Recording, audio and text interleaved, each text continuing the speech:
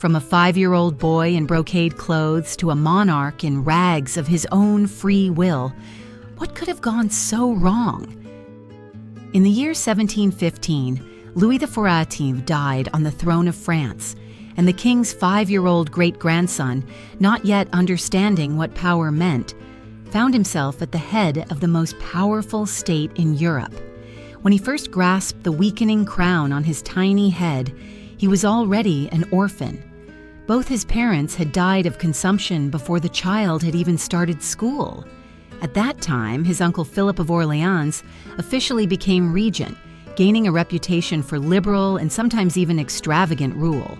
It was then that John Law's famous financial experiment, the Mississippi Company, took place in the kingdom. Lavish promises of profit were followed by collapse, which was felt by creditors and small shopkeepers from Bordeaux to Lille. The little king was taught several subjects at once: ancient languages, mathematics, fencing, and diplomacy, and his teachers noted his lively mind and excellent memory, and the French, tired of the long wars of Louis the Great, rejoiced at the bright day when the boy would come of age. And so, in 1723, Louis XV finally took up the reins of government. Handsome, educated, with light hair, he was nicknamed the Most Gracious, not sarcastically, but from the bottom of people's hearts. It seemed that a new golden age was about to begin. The first half of his reign confirmed these hopes. In 1725, he married Princess Maria Leszczyńska, daughter of the deposed King of Poland, and their union was indeed marked by mutual affection. The Queen soon gave the throne an heir, and reformers such as Cardinal de Fleury lightened the state budget, repaired roads and sewers, and supported scientists and artists. Under Louis's patronage, France remained the cultural capital of Europe. Rameau's operas were staged at Versailles, and the works of Voltaire and Rousseau were discussed in salons. But somewhere between the luxurious ballrooms and entertainment, the young king began to lose his taste for governing. Instead of royal determination, there were doubts. Instead of advice to ministers, there was advice to favorites and stepmothers. In 1736, Jeanne Antoinette Pompadour appeared in Louis's life, whose power over the king soon surpassed that of any statesman. With her, scandals flourished at court: debauchery, extravagance, and debts, which the state covered with new taxes. By the end of the 1740s, France, having lost the War of the Austrian Succession and then the painful 7 Years' War with the British Empire, found itself on the brink of financial ruin. The people, who had once shouted, "Long live the king," were now increasingly whispering curses. Rising prices, unemployment, arrests of discontented people. It was as if the king had not taken his place on the throne, but in a golden cage of his own weaknesses. The further things went, the more the courts turned into a circus, and the subjects saw their luxury as a mockery of poverty. In 1774, a severe case of smallpox struck the king. Suffering from painful convulsions, chills, and then rapid tissue necrosis, the moaning monarch lay in his palace, surrounded by servants who could barely stand the stench of his decomposing body. When his most loyal valets arrived, they could barely make out the king's features under the stinking bandages soaked in vinegar and lard. The royal physicians, not knowing how to stop the ulcers, could only throw up their hands in despair.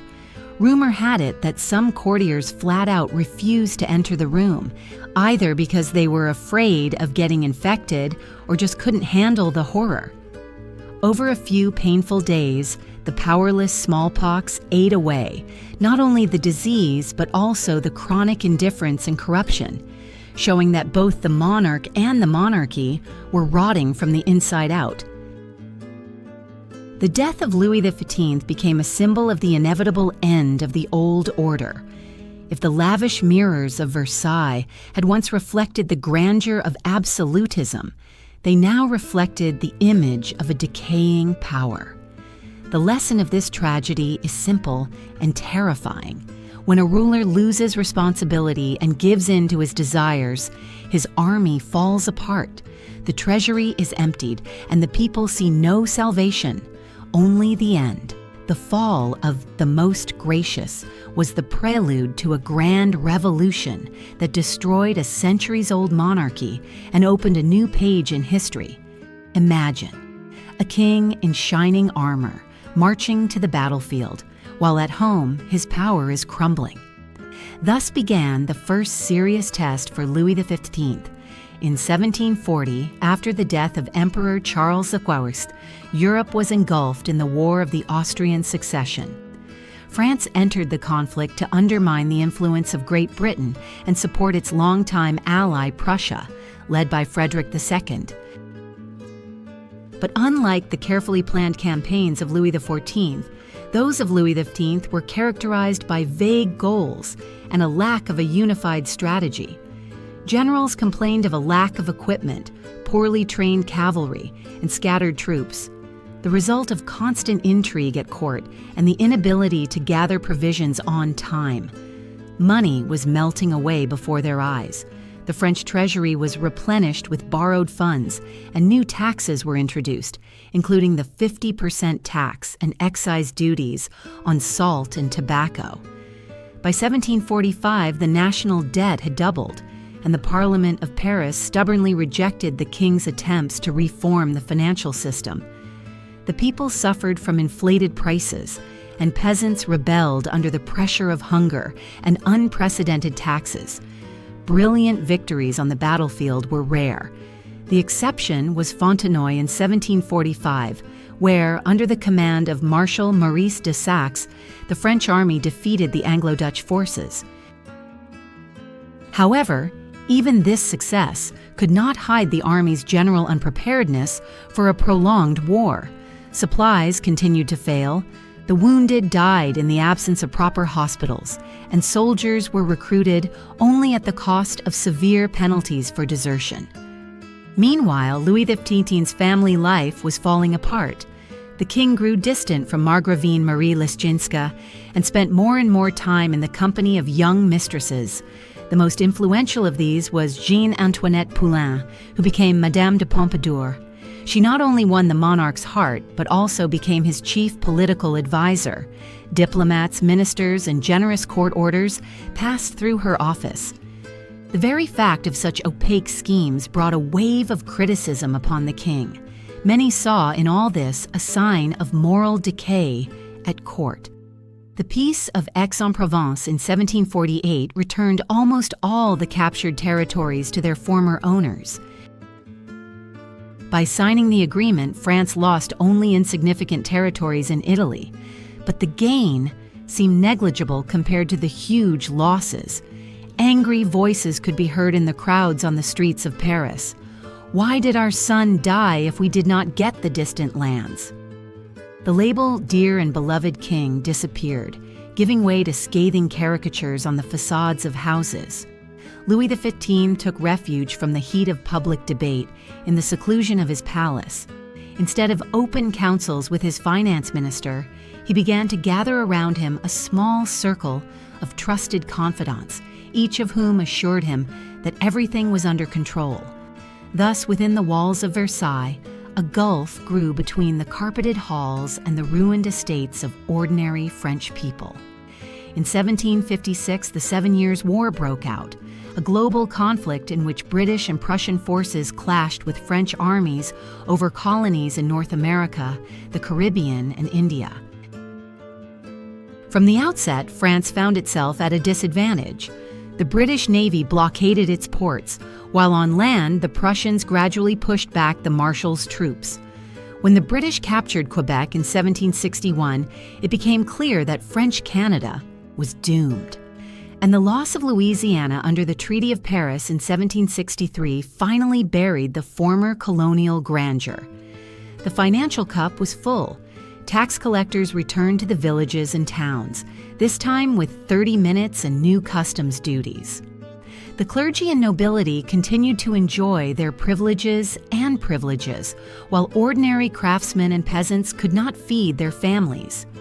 Louis's attempts to implement even the slightest reforms were met with resistance from parliament and court clans, who protected their interests more fiercely than army generals protected theirs. By the end of the 7 Years' War, Louis XV was no longer the beloved of the nation. The people spoke not of the glory of France, but of empty state coffers, of allies who had fled in times of trouble, and of a ruler who preferred roses in the small Trianon to the real problems of the kingdom. The symbol of an era of luxury and decline became a hostage to his own intrigues and habits, and nothing could save the prestige of the Bourbons before the coming upheavals. The King of France spends his days hunting in the woods wearing a hunting cap, while his people are dying of hunger and taxes. The 7 Years' War laid the groundwork for an explosion that would ultimately shatter the monarchy, and no one could have guessed how powerful that explosion would be. After the war ended, Louis XIV retreated further into a world of personal pleasures, while France sank into growing difficulties that required decisive leadership. Day after day, the king became less and less interested in the affairs of state. Important meetings were replaced by hunting trips to Saint-Sulpice, receptions for his favorites, and lavish ceremonies at Versailles, where ladies and gentlemen in wigs danced, barely understanding the meaning of their theatrical masks. This gap between royal splendor and the plight of ordinary people became the main criticism of Louis XV's reign. The scandal reached its peak with the role of the favorites. First Madame de Pompadour, and then Madame de Maintenon. These women did not just shine in the court, they actively influenced foreign and domestic policy, decided matters of war and diplomacy, and often determined the fate of the state treasury. The favor shown to the favorites shocked the old aristocracy, whose influence was melting away before their eyes, and angered the common people, who saw this as an unambiguous sign of moral decay at court. The distribution of important posts based on favoritism rather than talent undermined confidence in the entire system of royal administration. In addition, religious disputes seriously undermined the monarch's popularity. In 1764, the king supported the expulsion of the Jesuits from France, a move that was popular among some secular circles, but treasonous to devout Catholics, who saw it as a departure from the old faith. Louis's personal misdeeds and the influence of his mistresses drew fierce condemnation from the clergy, who believed that the king's behavior was incompatible with his status as first citizen and guardian of the faith. In the economic sphere, the crisis that began during the reign of Louis XV only deepened in the 1760s. Attempts at reform by finance ministers, such as Georges Silhouette and later Mop, did not save the situation. Old feudal duties, guild restrictions, and heavy taxes on the peasantry continued to stifle trade and agriculture. The national debt grew exponentially as the government, unwilling to reduce court expenses, increasingly borrowed from bankers, including the wealthy House of Pays de Saint-Germain. Popular discontent erupted into riots. Neither the harsh measures of the gendarmes nor police ambushes were effective. Crowds of hungry peasants and townspeople rose up in Nantes, Bordeaux, and even in Paris itself.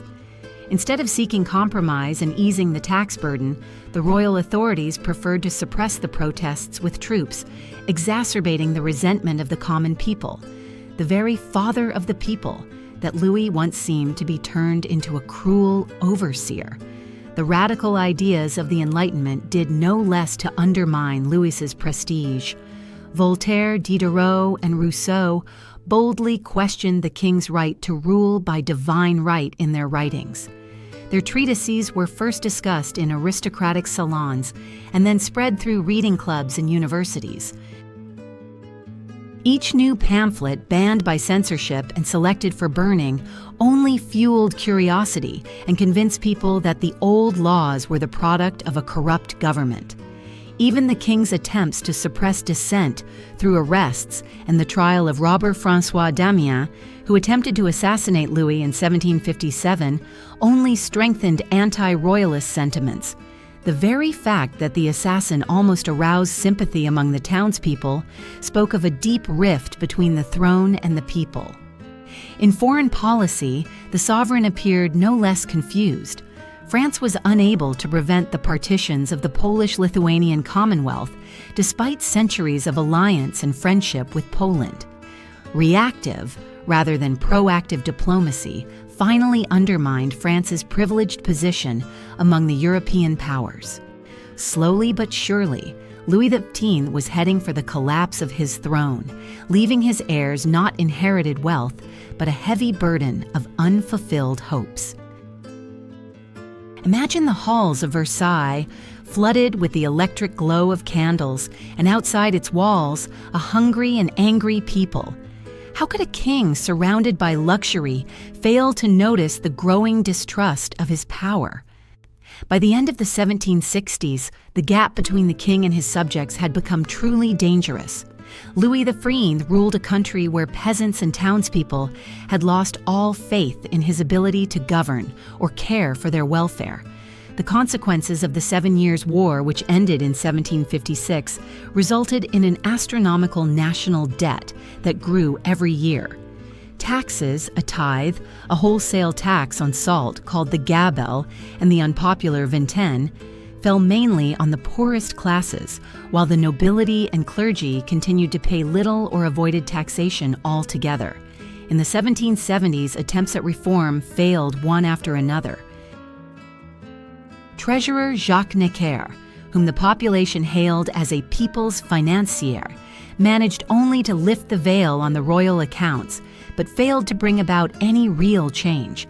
He was replaced by René Nicolas Calonne and then Charles-Alexandre de Calonne, each promising to reorganize the tax system and cut court expenses, but ultimately succumbing to pressure from the privileged classes.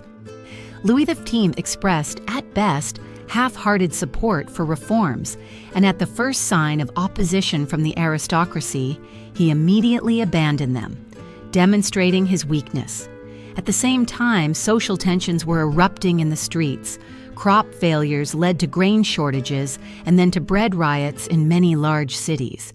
The people of Paris, seeing the lavish offerings in the tombs of the courtiers and the sumptuous banquets, did not understand why the granaries were empty.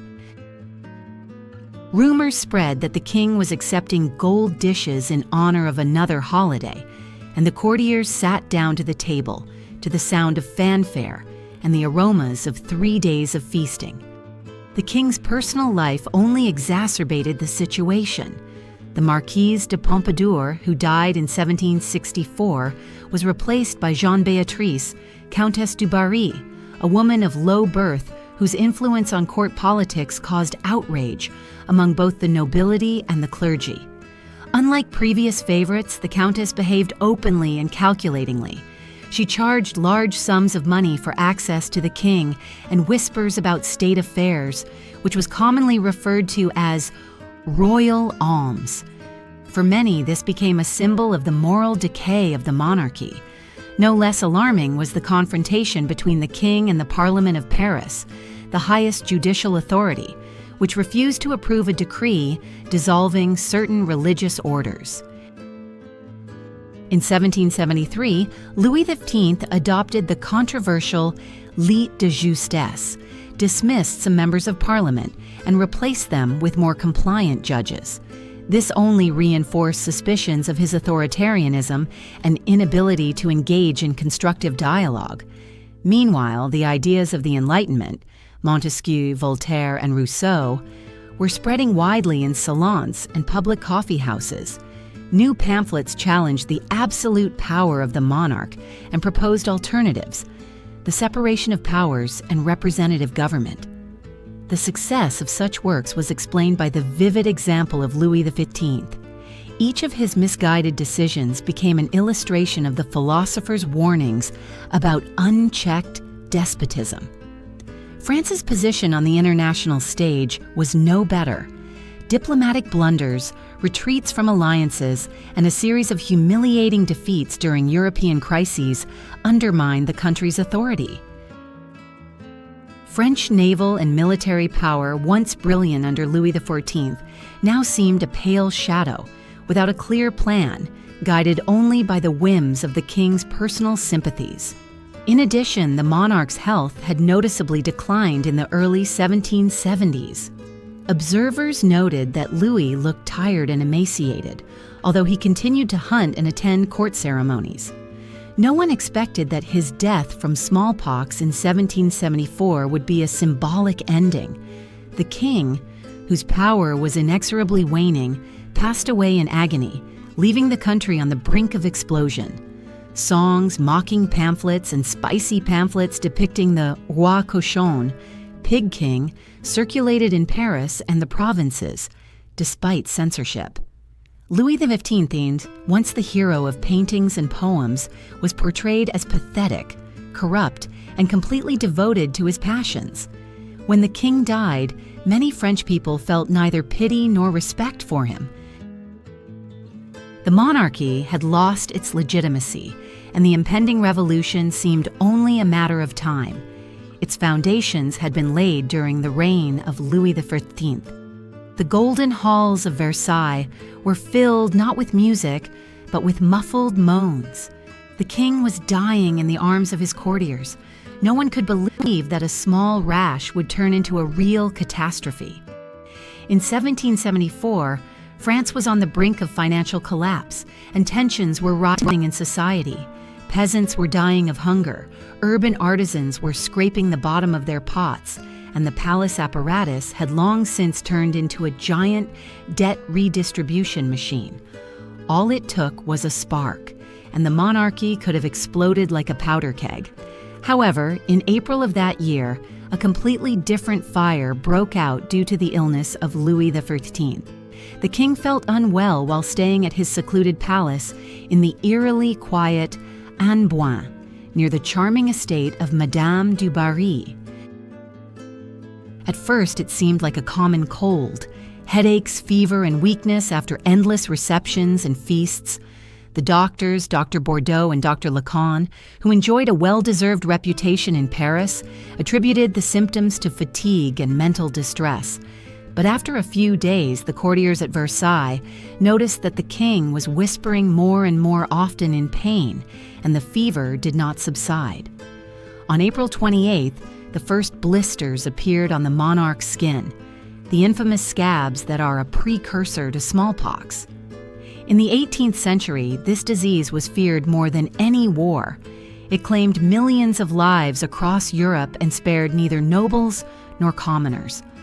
Royal families already knew the price of infection. Several relatives of Philip IV and Ferdinand V had died from smallpox lesions. And now the disease had struck at the very heart of the court, in the gilded chambers of Louis himself. Rumors of the terrible disease spread instantly throughout Versailles. Some courtiers, fearing for their lives and positions, rushed to gather their belongings and leave the capital. Others, on the contrary, stubbornly remained, hoping to curry favor with the king and obtain lucrative posts after his recovery. Meanwhile, doctors desperately resorted to bloodletting, gastric lavage with bitter infusions, and cleansing enemas, procedures that more often worsened the patient's condition than saved him. Within a few days, Louis XV's face was covered with ulcers, oozing pus, and emitting a suffocating odor. The man, once renowned for his beauty and manners, was reduced to an emaciated ghost. Courtiers closed their eyes as they passed the doors of his chambers, and servants, who had worked with him for decades, refused to carry out even the most basic tasks for fear of infection.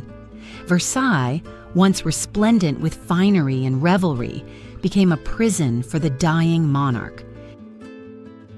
It was then that the masks of court etiquette, broken under the weight of illness and fear, fell away. Ceremonies with the rustle of brocade and diamonds gave way to oppressive silence and forbidden whispers.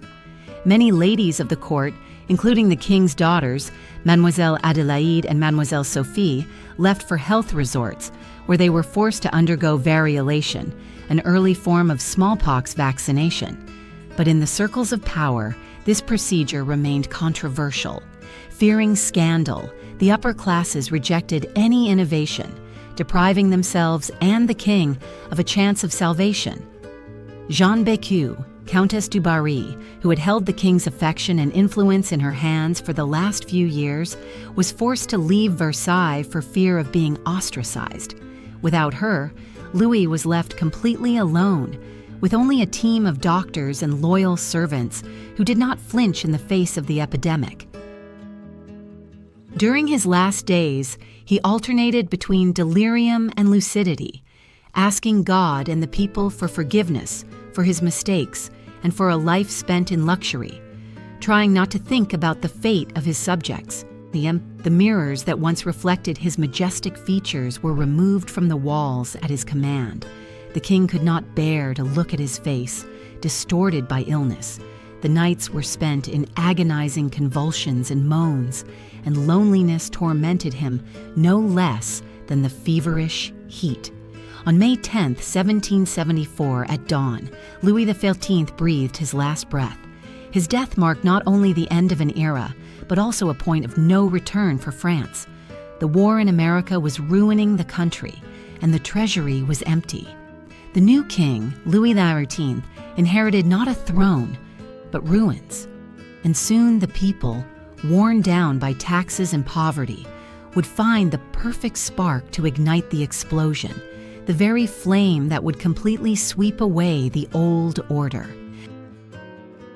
A terrible scene unfolded in the royal bedroom.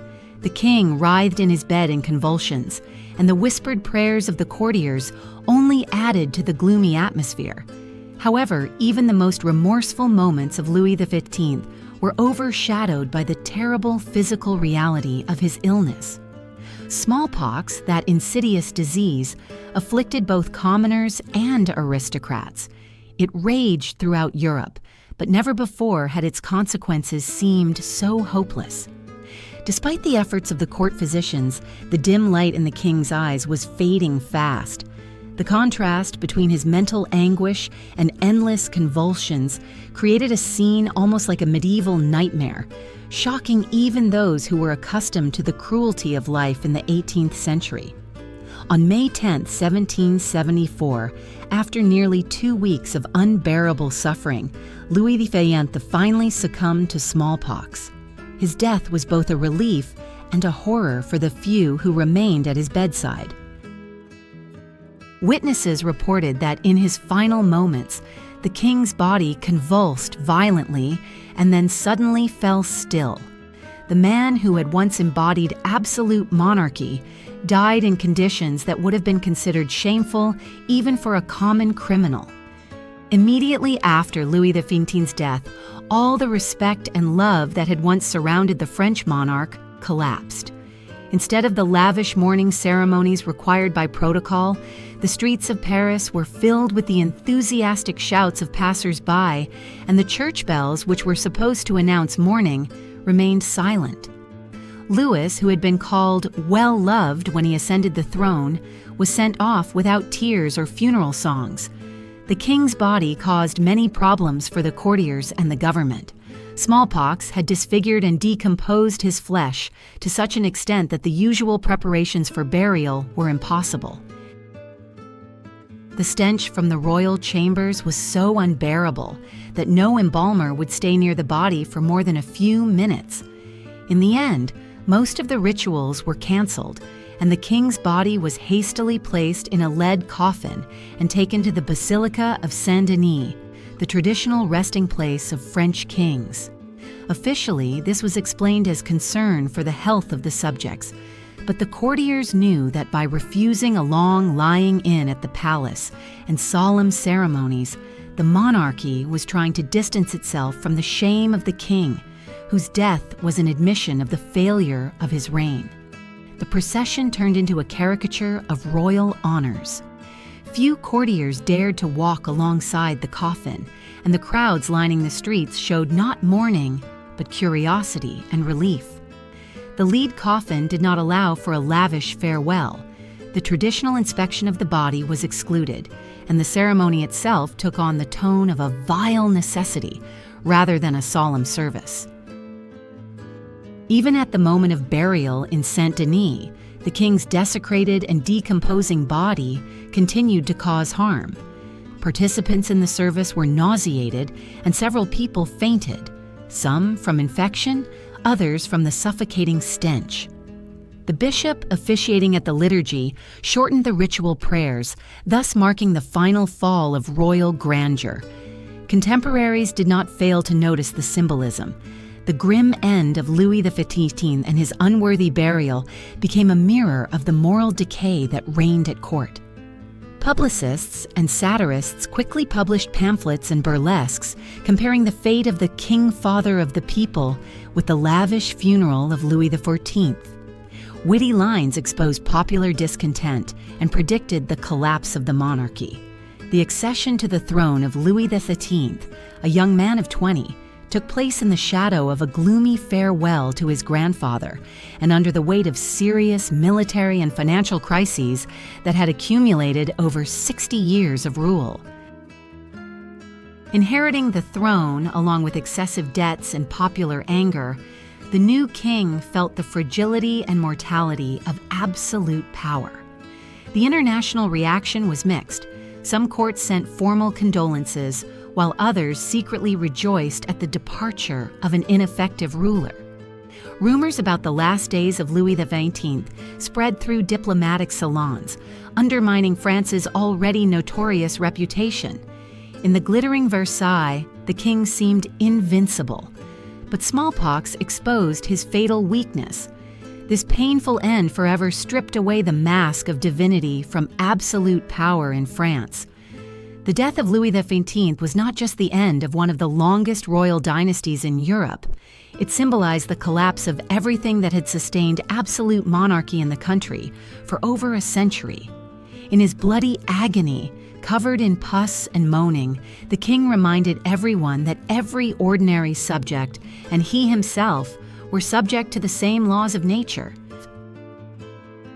At the age of 58, on the 10th day of May 1774, he ended his life just like many poor people in a Parisian shelter, in pain, fear, and the insignificance of power in the face of illness. Louis XV's most destructive legacy was the national debt, almost 2 billion livres in accumulated loans. He waged endless wars. In the War of the Austrian Succession, and then in the 7 Years' War, France lost Canada and seriously depleted its treasury. The court itself, under Louis, ate up a substantial part of the budget every year. Lavish balls, mistresses, and the construction of palaces enriched a small group of courtiers, while the people were left without bread. When Louis XV ascended the throne, he inherited not only the crown, but also a financial trap in which the tax system was falling apart at the seams. Heavy taxes hit the peasants hardest, while the nobility and clergy continued to live almost tax-free. Reform plans were a bust. The parliament in Paris, weighed down by old privileges, refused to properly register the decrees the king wanted, and influential provincial corporations of judges and officials blocked any attempts to change the outdated system. Even the most intelligent advisors, from Turgot to Necker, faced the protective stance of the elites, who preferred to preserve their privileges rather than save the state from ruin. Social tensions had been building for years. Rising bread prices, uneven distribution of the tax burden, and the boundless luxury of the aristocracy and clergy all fostered a sense of injustice among the Third Estate, merchants, and artisans. The salons of the Enlightenment, where Voltaire, Montesquieu, and Rousseau debated, gave people a philosophical basis for doubt. Absolute monarchy no longer seemed sacred. In the eyes of the educated urbanite, it had become the same despotism he saw marching through the gray provincial towns. The loss of colonies and diplomatic influence had equally serious consequences. After the 7 Years' War, France was forced to cede Canada to the British Empire and its influence in India, a blow to the prestige of the crown and to revenues from trade in tropical goods. Louis XV's attempt to help the American colonists in their struggle for independence only exacerbated the deficit. The French invested millions of livres in naval squadrons and subsidies for the freedom of the continent without achieving any long-term diplomatic gains. Meanwhile, the state apparatus that had once made France the most powerful country in Europe had become a tangled web of bribery and bureaucracy, disgustingly slow and opaque. Thousands of official positions were sold by inheritance, and it was impossible to improve efficiency without destroying the system itself, which no minister dared to do. Finally, the terrible death of Louis XV became a grim symbol of the entire old order. The propaganda of the revolutionary camp never tired of showing the king's rotting flesh, telling of his endless despair and helpless agony, a demonstration that the divine monarch was just as susceptible to the plague. When toasts were made in Paris for the repose of his soul without any punishment, it became clear that the people were no longer afraid of their crown. Thus collapsed the last pillars of absolute monarchy: financial collapse, political stagnation, social unrest, and the demystification of royal power. By the time Louis XIII came to power, revolutionary ideas had already taken root in the minds of the French people, and it was only a matter of time before the old system finally collapsed. When illness reduces a king to a mere mortal, all thrones and dogmas collapse. The foul odor of his body became a symbol of the decay of an entire state. Even during the lifetime of Louis XV, smallpox demonstrated its democratic nature. It spared neither king nor serf, knowing only one thing: the strongest would survive. It was this fact that undermined the main tenet of absolutism, that the king stands above the people by divine grace. When the monarch died of the same disease that was killing the peasants, his subjects gained a powerful argument in favor of equality for all. As a child, Louis seemed to be the hope of France. He ascended the throne in 1715, barely 5 years old, and under the regency of his uncle Philip of Orléans. He was spoken of as a future beacon of reform. In his youth, he was glorified in poems and engravings, and the salons of the Grand Siècle endlessly discussed the promises of the just king.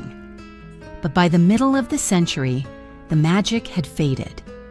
The 7 Years' War of 1756-1763, conflicts with the parliaments, and constant financial crises exposed the weakness of the regime. France lost Canada and India, and the state treasury was on the verge of bankruptcy. When, in 1771, the king's minister, Maupas, attempted to reform the courts, the parliaments rose in revolt, and Louis was forced to back down. As a result, reforms were postponed, and discontent grew. In the provinces, peasants complained louder and louder about rising taxes and the arbitrariness of the governors. Chantilly and Fontainebleau retained the glamour of court balls, but ordinary French families saw only poverty and arbitrariness. After decades of court intrigues and amorous scandals involving the Marquise de Pompadour, frivolous spending, and unsuccessful attempts to maintain power by force, Louis XV turned from a benefactor into a tyrant, an enemy of the people. Enlightenment writers, from Voltaire to Rousseau, pointed out in their treatises the impossibility of absolute power without feedback from society. In 1774, the king contracted smallpox. In his chambers at Versailles, his body began to rot with the windows open, and the stench grew stronger with each passing hour. Ordering his courtiers to leave, he remained alone with a few loyal servants and distraught doctors who did not dare to enter.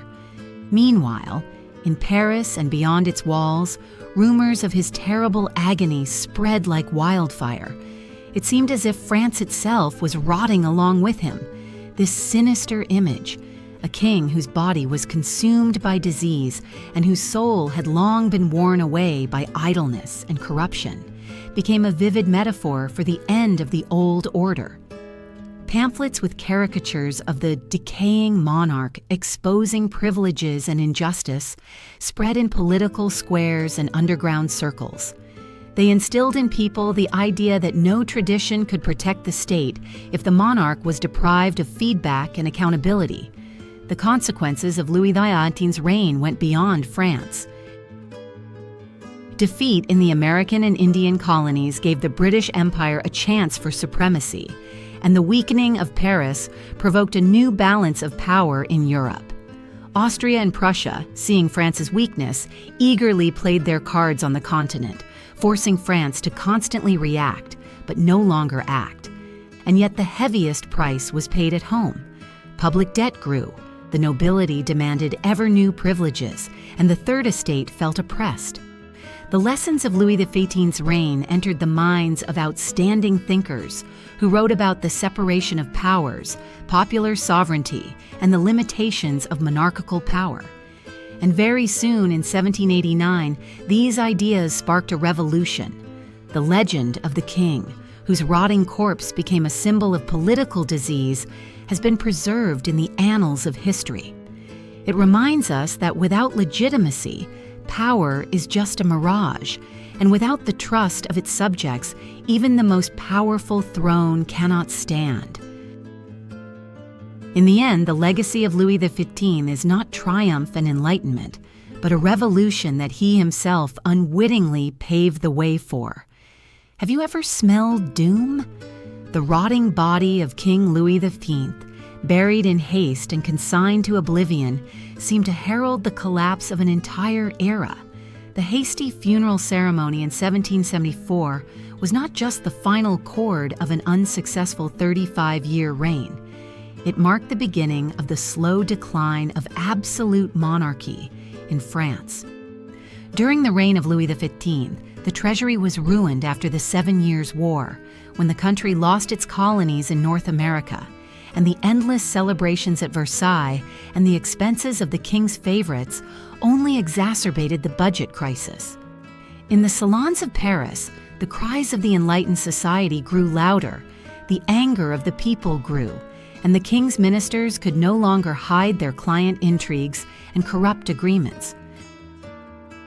The death of the monarch, whose body had not yet cooled, became a bitter metaphor for the corrupt old order. His successor, Louis XV, inherited not only the throne, but also an explosive political situation that led to the storm of the French Revolution in 1789. It was the winds of revolution that swept away the remnants of absolutism and turned the map of Europe upside down.